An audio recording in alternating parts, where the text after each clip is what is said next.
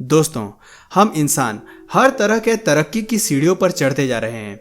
जहां आज समाज के हर एक तबके के लोगों को अपनी जिंदगी में आगे बढ़ने और तरक्की करने का पूरा अधिकार है, लेकिन वहीं अभी भी कुछ जगहें ऐसी मौजूद हैं जहां पर ऊंच नीच के नाम पर लोगों के साथ भेदभाव किया जाता है। और कुछ लोगों को तो इतना ज्यादा गिरा हुआ माना जाता है कि उनको छू देने भर से ही लोग अपने आप को अपवित्र मान लेते हैं। लेकिन दोस्तों, कुछ लोग इस बेमतलब की सोच से आगे निकलकर कुछ ऐसा कर दिखाते हैं कि वो दुनिया के लिए एक मिसाल बन जाते हैं।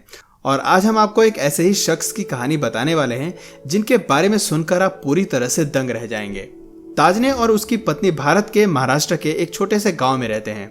ताजने के गांव में पहले से ही सूखा पड़ा है और ऊपर से इसके गांव में सिर्फ एक ही कुआं था, जिस वजह से उन्हें पानी की बड़ी समस्या होती थी, जिसका सबसे बड़ा कारण ताजने की जात थी, क्योंकि ऊंची जात के लोग ताजने की बीवी को उस कुएं से पानी भरने नहीं देते थे। और एक दिन जब ताजने की पत्नी कुएं के पास पानी लेने पहुंची तो उसे वहां के लोगों ने बेइज्जत करके भगा दिया और ताजने की पत्नी को बिना पानी के खाली हाथ घर लौटना पड़ा।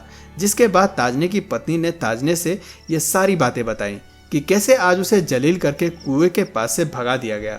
अगर ताजने की जगह कोई और व्यक्ति होता तो वो अपने मान सम्मान के लिए उस कुएं के पास लड़ने पहुंच जाता, लेकिन ताजने ने ऐसा कुछ नहीं किया, क्योंकि यह बात तो वो बहुत अच्छे से जानता था कि लड़ाई करने से वो किसी की सोच नहीं बदल सकता। लेकिन हाँ, वो अपनी किस्मत भी इन लोगों के ऊपर नहीं छोड़ सकता था।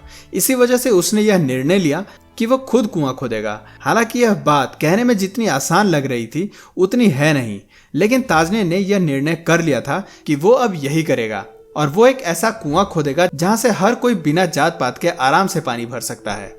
दोस्तों, लेकिन ताजने के सामने एक समस्या थी। उसे यह बिल्कुल नहीं पता था कि कुआं कैसे खोदा जाता है, लेकिन फिर भी उसने भगवान का नाम लिया और एक सूखी जगह पर खुदाई करना शुरू कर दिया। और जब वह खुदाई शुरू कर रहा था तभी गांव के सभी लोग उसे देखने के लिए वहां पहुंच गए। किसी ने उसकी मदद नहीं की, उल्टा सभी ने उसके ऊपर हंसना शुरू कर दिया, यह बोलकर कि वो एक बेवकूफ़ी कर रहा है और उसकी मेहनत का कोई नतीजा नहीं निकलने वाला। और दोस्तों, बाहर वालों को तो छोड़िए, उसकी खुद की पत्नी भी उस पर हंस रही थी और कह रही थी कि ताजने बेवकूफ़ी का काम कर रहा है। लेकिन ताजने ने हार नहीं मानी और वो लगातार खुदाई करता रहा।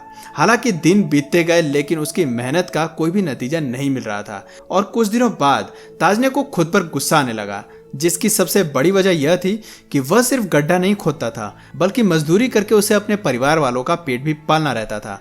जिस वजह से वो दिन के 8 घंटे मजदूरी करता और उसके बाद 6 घंटे कुएं की खुदाई में लग जाता, यानी कि दिन के 14 घंटे वो निरंतर काम करता रहता। और दोस्तों, क्या आप यकीन करेंगे, ऐसा 1-2 दिन नहीं बल्कि पूरे के पूरे 39 दिनों तक ये काम चलता रहा। अब आप खुद अंदाजा लगाइए कि जो शख्स 39 दिनों तक 14 घंटे काम करे और उसे कोई नतीजा ना मिले तो उसे कैसा महसूस होगा।